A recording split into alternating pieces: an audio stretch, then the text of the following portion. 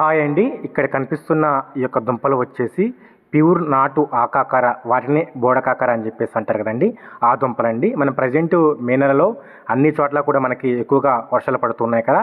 ఆ క్రమంలో ఇలాంటి మంచి ఆకాకర దుంపల్ని మనము మన గార్డెన్లో పెట్టుకుంటే ఏమవుతుంది, నెక్స్ట్ మనకి జూన్లో ఏమవుతుందంటే వర్షాలు అనేవి స్టార్ట్ అవుతూ ఉంటాయి కదండి.